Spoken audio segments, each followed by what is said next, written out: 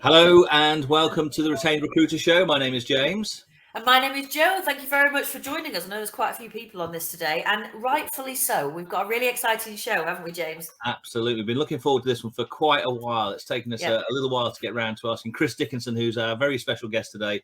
I'll get him to introduce himself in a moment. But one of the things I want to say to Chris from all of us here at iIntro is thank you very much for joining us today. You are the very first client, as you know, and I know you're the very first client of iIntro. So it's great to have you here. We've had a relationship for the last nine years or so. So it's fantastic to have you here. And we're looking forward to sharing some pearls of wisdom from you later on today. The show no pressure. Lasts for 30 minutes, and there's no pressure. But one of the things we sometimes say to clients when we're training them is when you go to a meeting, sometimes it's worth saying, are we okay for the 30 minutes, or if we stretch a little bit more, is that going to be okay? And so what I want to say to you today is if we go beyond the 30 minutes, please bear with us or come back and watch it on replay. But anyway, let's hand over. Chris, why don't you do a brief introduction of who you are and where you come from? Sounding like Cilla Black. Yeah, thank you for that. And that's a build-up of an introduction. So, my name's Chris Dickinson, and I'm the Managing Director of the Advocate Group, and I'm a director of another business called Aspian as well, both search and selection businesses in their own right. As James said, we were the first organisation to sign the dotted line on the iIntro contract. How long ago? 10 years? Yeah, well, I think 9. Years ago, listening to Clark. Yeah. Time flies. So yeah, I'm happy to be here, and hopefully I can share some useful insight. Absolutely. So, Jo, what are we going to be covering today? What are the key things, the key topics? A lot. I mean, I'd go borderline interrogation, Chris, so stand by. We want to hear all about how what you've been doing over the last 9 years, which is a phenomenal amount. So we're going to talk about what makes your business stand out. How are you performing, but also more importantly, how you're outperforming some of those other businesses that are out there, those sort of tick box recruitment firms, and also why larger clients have confidence to work with you, because I know you carry a huge number of really well-known high profile brands, so we want to talk about that, but also how you managed to secure that business on an exclusive retained basis with them, and also how you've gone about sort of embedding not just the platform, but your methodology into your business. Your business has grown significantly over the last 9 years. And it can be very difficult to make sure that you continue to have that intensity of culture and process in your business. So we want to pick your brains about that as well if we can. But James, what are we kicking off with first? Well, I tell you, Chris, you've explained, the managing director of the Advocate Group. Just explain to the listeners what your market is, because I think it's going to be quite important when you mention some of your names later on. Okay, fine. Yeah, well, I think the focus and we actually introduced iIntro or Advocate 360 or Aspian 360 as we call it into the Aspian's introduction to it was a little later. So I'll focus mainly on the Advocate Group really today, just because there's a lot of tangibles there. We are a search and selection business focused on the consumer product sector. So sounds niche, is actually really broad. There's big scale food and drink organizations, health and beauty, personal care, that sort of thing, right from household names that you'll know and love through to startup and challenger brands seeking to rise up the ranks. So that's from an Advocate Group perspective, we only deal in that space. And what level of roles do you work on, Chris? Where's your bread and butter? Yeah, I mean, I suppose you'd naturally sort of call it mid to senior. We have an exec division which is focusing on sort of C-suite exec hires, but the majority of the hires are sort of between the 50 and 150k level, so the classic sort of mid to senior. Yeah, and so you class yourself as a search and selection business, and I know that's all about you just not being like every other business. You've differentiated yourself over the years, and I say I think your business has been going. Is it 11 years now? Is it 11 years you've been going? Yeah. Back end of 2011 we started. So I think we officially went live beginning of 2012. Yeah. So you've been going a good while now, and obviously you've seen. Yeah, absolutely. Yeah, so it's good to see. So again, what if you think about it? So for the majority of that journey, we've been customers and advocates, excuse the pun, of iIntro or I'll probably refer to it as Advocate 360. No, please call Advocate 360, because obviously one of the important things is that when we work with organisations, we're not interested in promoting the name iIntro to your clients. We're interested in you actually white labelling a product and service that you can deliver out there. So let's go back to those early days, Chris, before we come on to sort of answer some of the questions. What were the, I remember being in the same room as you. I didn't know you at that time, back in 2012. Because whilst you were client number 1, I was client number 2, closely behind you, of course. But in that room, what were your reservations, or what were you looking for from the platform, so to speak, in terms of going to help you do? You were a young business at that stage. So. Yeah, absolutely. And I think, look, we all know that the marketplace is sometimes feels like a crowded one. So for us, we were setting ourselves up as wanting to be that credible search and selection with core specialisms, aiming for predominantly exclusive / retained work. So when it appeared, it seemed like not only a natural dovetail in relation to the type of committed search we were positioning and what I'd previously sold before setting up the business. But also to give us that point of difference.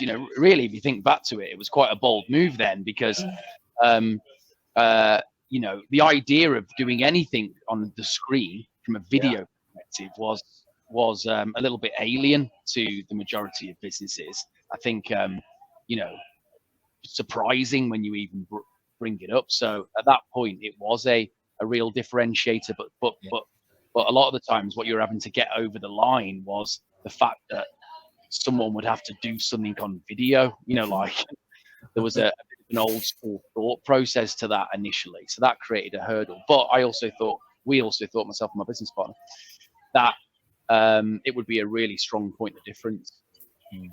And I think that's quite important, having that point of difference. But I do believe that you did take a leap of faith, and here we sit 10 years later on, and in terms of there's always ups and downs and challenges that we all face in businesses, of course. But you've obviously grown and grown and grown, and which is fantastic to see. And obviously, I think it's down to the work ethic that you and your colleagues put into your business, but also that focus on your market space as well. And like I say, it's a broad market, although it's a niche. We could say consumer goods is a niche, but it's very broad, as you say. But I think one of the differences that I see you've made is obviously the way that you've built that culture into your business, built your processes, your systems, because it's a systematized process, and having a plan about how you go out there chasing business. And I've always been very impressed when we've met at other events that we've done over the years in terms of the way that you build it in. You've heard me say to you, what I think you've done is you've built something into your culture.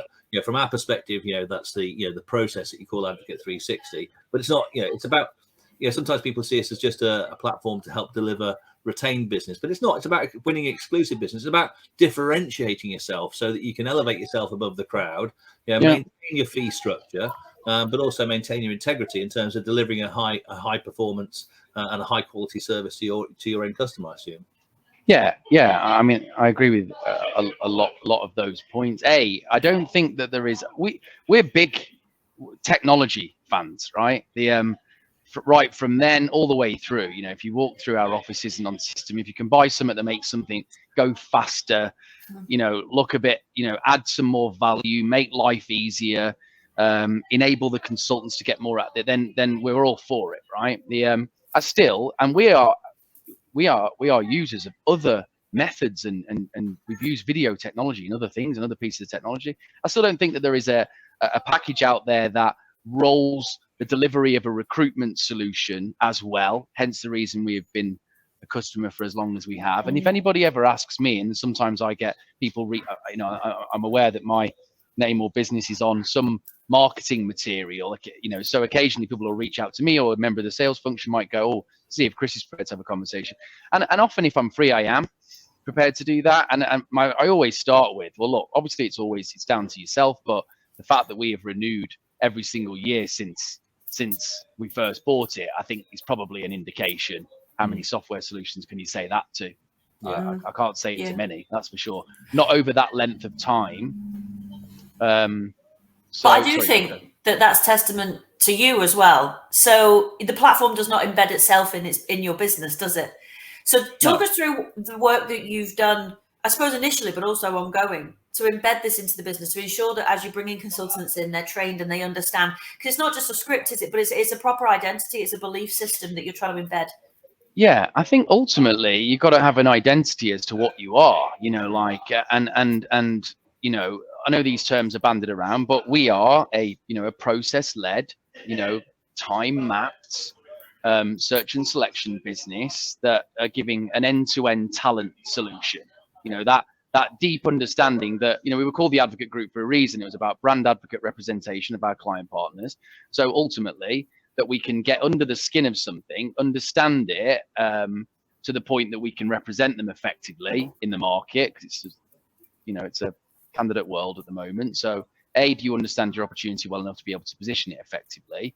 And B, can you deliver the candidate in a way that will remove a lot of the initial doubts that can be sometimes seen in a first stage interview? And I think it does that. So I think firstly, you've got to have the belief that of the value that you bring as a recruiter and the credibility of that. And I often say that to people I'm speaking to them on position. It's like, what type of recruiter are you? What's your mindset of recruiter? What type of business do you want to win? What type of business do you currently win? Is this a big pivotal change? You need to think about how you position the business.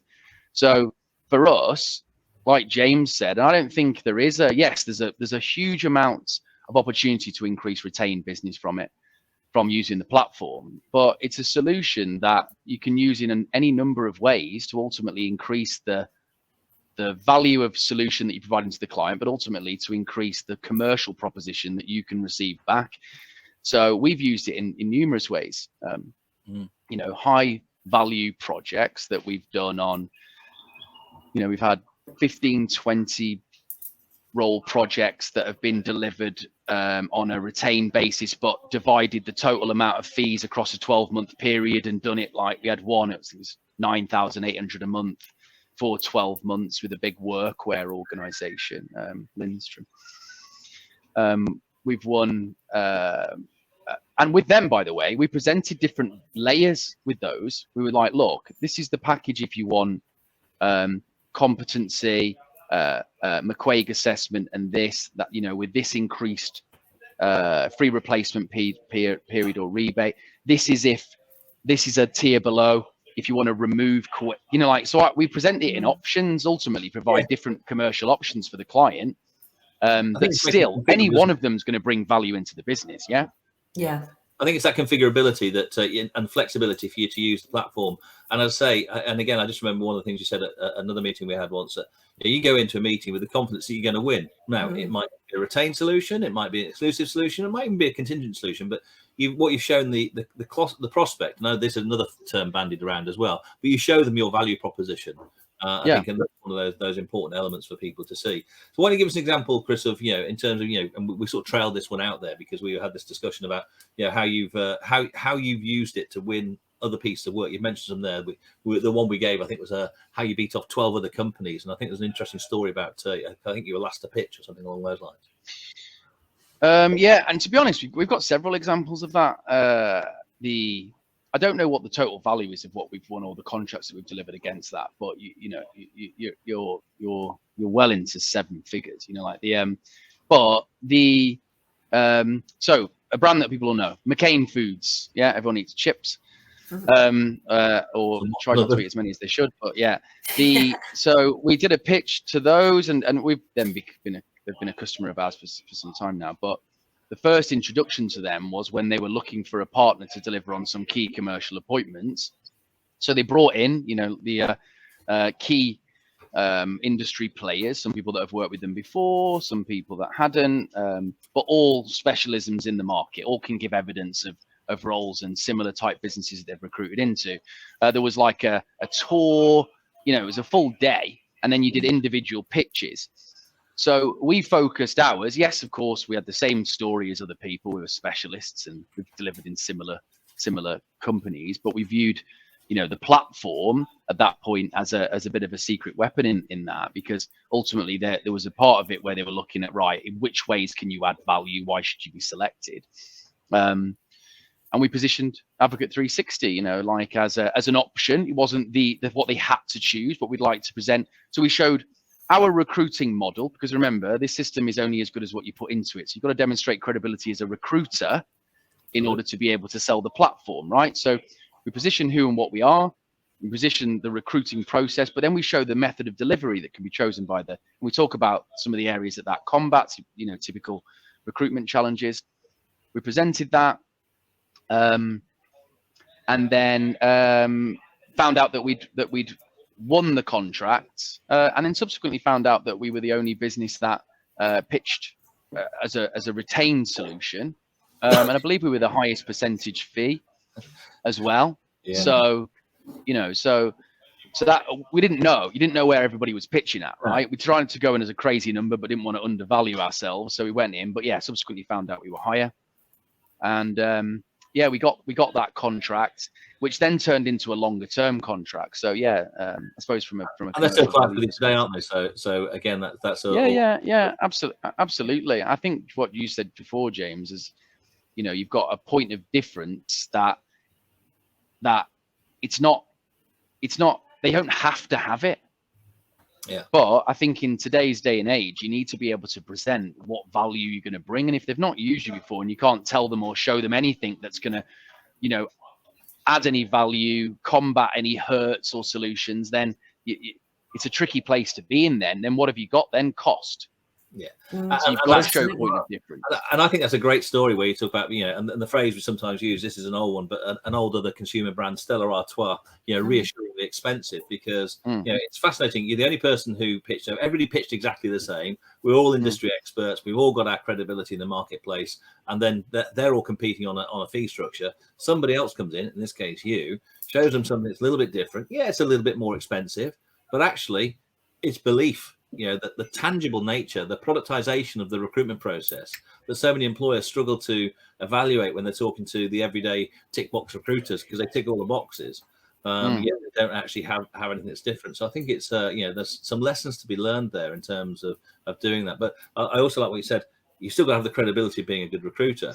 It's just absolutely. When everybody's the same, and the inquisitive nature. You can only really deliver these points of value if you've got what we class as killer questions, where you've got fundamental questions that that as recruitment experts, we know largely what the recruitment challenges are. Any MD or direct or consultant could sit up and say what the common recruitment challenges are, but what do you have in your arsenal to combat that? And I think that's key. I think, and I don't think you can have one thing. I think you need to have multiple. Yeah. But when you've got something, if you're asking multiple questions, how often have you met candidates who on paper look great, but when you've met them, they've not been culturally right? Or how often have you met people that looked right, but then you've met them and the competencies just haven't been there? Of course, the answer, 95% of the time, it's going to be yes. It's happened to me multiple times. Yes, it's a common. But then if you're asking those questions, what have you got to throw back at that? And I think that's the reasons why tools like this add so much value to both parties. Oh, absolutely. It is to both parties. It is. It's definitely to both parties. I think the clients that we've delivered campaigns from this will thank us for the work that we've done, and vice versa. We appreciate the business that we've won by having a tool like this to be able to deliver it on. I think it's a partnership, and that's what recruitment's about these days. Yeah, so it's a great word as well. Joe, any thoughts on partnerships and views and how you can sort of to make clients want to stay working with you? Because I think you talked a little bit about stickiness as well, Chris, in terms of, you didn't use that word, but making clients sticky with you because you've got something that's different. Yeah, I think that's really important. I love what you said then about offering a solution. You've got to be able to offer solutions to clients' problems. And you say it quite nonchalantly, like it's really obvious. We work with so many recruiters that are still just selling CVs to clients and can't get their heads around the idea that the CV to a client is like a 1% of what you're trying to do. You're trying to enable this client's growth, aren't you? And so I think that helps to win business, at higher fees, helps to put you head and shoulders above your competition. But also, I'm assuming it's probably going to help you to retain clients long term as well, going in with that sort of solution-based provision. Yeah, absolutely. But you have to have that. I said this is not a tool that you buy that fixes every problem in your business, or you have to have the mindset that you want to be viewed as a certain type of recruiter. that you're prepared to put the work in that being that type of recruiter requires. That you are going to map the market for the most effective talent, whether it's active on the market, passive, or completely inactive or dormant. You've got to have the tools and techniques to be able to go to market and deliver a solution, and also the mindset that this is not slapdash recruitment. And again, there's still people that make good money from that type of recruitment activity. It's not good person, bad person, but you've got to sort of make the choice and then live that. Yeah, we've put huge amounts. Sorry, James. We've put huge amounts of work in as a business into. We've written, both myself and co-directors, and in the involvement of key members of the team. We've scripted this out. We've scenarioed it. We've put a lot of work into the training side of making sure that people can deliver these things with credibility. So yeah, it's got to become. These types of solutions have got to become the fabric of what you are. Yeah, and that goes back to that DNA point I mentioned earlier, Chris. Now, one of the other things that we're keen to hear on, because one of the challenges that Joe and I hear a lot with other recruiters is, how do you get clients to deal with you on an exclusive basis, in the sense of, what is it you use to differentiate yourself? And before you answer, I'm just going to say, listen, you're hearing some great information from Chris, and if you think we can help you, then please do get in touch with us and book a call with our team on www.retainedcall.com. But Chris, so how is it that you sort of convince your clients, big names, because why should I just deal with one recruiter? If I deal with 5 or 6 of you, surely I'll get a better service from multiple recruiters. How do you overcome those challenges? Well, you still have the same challenges in relation to the hardest part is often getting through to or reaching that target audience, isn't it? But I think it's just maximizing the fact and making sure that your people are of an ability and understand your processes and your culture and your ethos and your systems well enough so that when they do get through to that person, which you will eventually, if you keep at it, that you're maximizing that call. Because if you ultimately you need to know the questions and the way to engage with that person in order to establish how you would add value. If you don't understand the hurt points or the challenges that organization's facing, then it's very difficult to be able to position something that adds value if you don't understand what you're trying to add value to. So I think for us, we make sure that we're aiming all the time to get FaceTime with our aim we're lucky to be to have a lot of business from already existing clients, plus we get referred a lot, which is great. Very happy with that. But we still have a business development focus. We're still up for world domination, and have that in our mind. We want to be the leader in our space. So yeah, it's just making sure that you've got a team that can carry that message and deliver that message consistently and believe that message and have the case studies and the marketing material behind them to be able to say, well, look, we've done that. The reason I'm contacting you because of this, and we've done it for this business. So I think your marketing material is adjusted based on who you are, the length of time that you've done it, and the amount of credibility, historic credibility that you've got. You can't talk about 10-year history. You've only got 6 months, but you can talk about what you set out to do. Either way, you've got to have your positioning right in the first place. And on that note, and based on the fact that James, you just did a bit of a call out there, I don't know whether I'm skipping here, but although we've got our own training methodology, we have a head of training, and we're very passionate about it here anyway. We recently engaged with you guys, didn't we, on a session? Yes, it was very nice down in your offices. Nice big group session. Yeah, and I think historically, because I know we've used you guys not off and on, but we had great setup and onboarding. And as the developments and updates of the systems happen, we've always engaged on that front. But in relation to the sales piece of it, we've always, been quite in-house on that, because we were very passionate about the product and believe we could dovetail it into who and what we were. But recently we did this workshop on solution selling, and the feedback that we've had from our guys is great. Well, hence the reason we're rolling out in sister business Aspian as well. But that was great because that was sort of, you know, eye open, not just about how to talk only about iIntro or Advocate 360, but how do you discuss value add? What is value add these days, and how do you bring it to the table? When you are at the table, how do you work that into the conversation? And I think that was invaluable for us. So thank you for that, guys.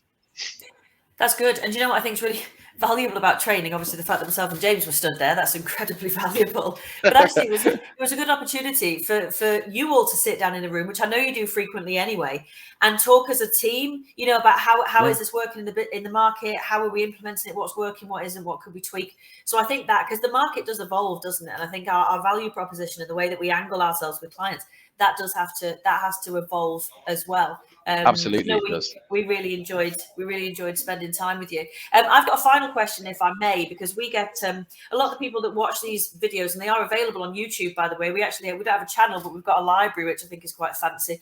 There's over 30 of these in there. But the feedback that we get is that you know, people who are maybe just starting out or have their own recruitment business that is contingent and want to make that leap into higher fee, exclusive and or retained business, just don't know how to do it. The feedback that we get is that they really like listening to these kinds of these discussions that we have.